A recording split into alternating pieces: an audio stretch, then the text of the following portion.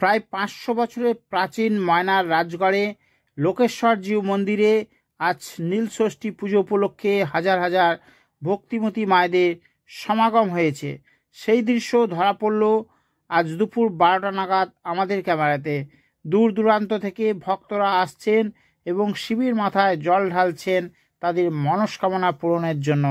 ধর্মমঙ্গল কমিটির পক্ষ থেকে আগত ভক্তদের শরবত ফল প্রসাদের ব্যবস্থা করা হয়েছে। রয়েছে মেডিকেল টিম এবং নিরাপত্তা রক্ষীরাও। এখানে লোকেশ্বর জিউ মন্দিরের কিছু পৌরাণিক কাহিনী আছে, সাথে সাথে বাবার মাহাত্ম্যের কথাও শোনা যায়। এমনই এক ভক্ত এই বাবার মাহাত্ম্যের কথা শোনালেন।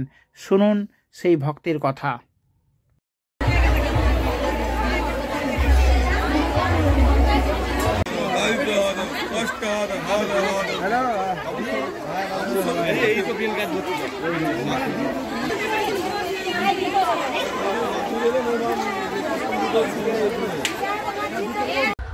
এখানে কোথা থেকে আসছেন?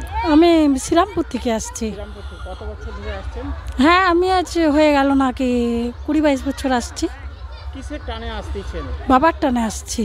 কি মায়ের মাহাত্ম্য বুঝলেন? এর মাহাত্ম্য আছে, বাবার মাহাত্ম্য অনেক কিছু আছে। কেমনভাবে আপনি পেয়েছেন? আমি ভালোভাবে পেয়ে গেছি। আমার ছোট মেয়ে সন্তান হয়েছিল না, 7 বছর হয়েছিল, একজন হয়েছিল নষ্ট হয়ে গেল, তার জন্য আমি বাবার কাছে এসেছিলাম, মানত করেছিলাম। আমার ছোট মেয়ে সন্তান হয়েছে, 9 মাসের প্রেগনেন্ট, উনি এখনও ডেলিভারি হয়নি। বাবার কাছে আবার এসেছি, বাবা যেন ভালোই ভালোই উদ্ধার করে দেয়, ভালো থাকে শুশুকে আর তার মাকে। আমার নাম সবিতা রানী রাউল, আমার বাড়ি শ্রীরামপুর। নবম ও দশম শতাব্দীতে মহাবীর লাউ সেনের এখানে রাজত্ব করতেন। সেই থেকে মন্দির, এই লোকেশ্বরের মন্দির হয়েছে কি না সন্দেহ আছে। হ্যাঁ, তবে 1561 খ্রিস্টাব্দে রাজা গোবর্ধনানন্দ বাহুবলীন্দ, যিনি বাহুবলীন্দ পদবী নিয়ে এখানে রাজত্ব করতে এসেছিলেন, সেই থেকে দুটি মন্দির, শ্যামসুন্দরের জিউ মন্দির, লৌকেশ্বর মন্দির। লৌকেশ্বরের মন্দির একটি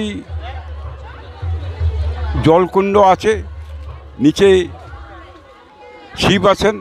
সেই কুণ্ডুর মধ্যে ডাব, জল, দুধ ইত্যাদি ওইখানে বাবার মাথার উপর ঢালেন। হাজার হাজার পুণ্যার্থী যারা বার করে আছেন নীলবত, সেই তারাই এসে এই খুব ভোর থেকে আসে। এবং যারা বাঁকে করে গত রাত্রিতে যে তারা তমলুক থেকে জল এনে তারাও বহু আসেন এবং ভারাক্রান্ত দেহ নিয়ে যান।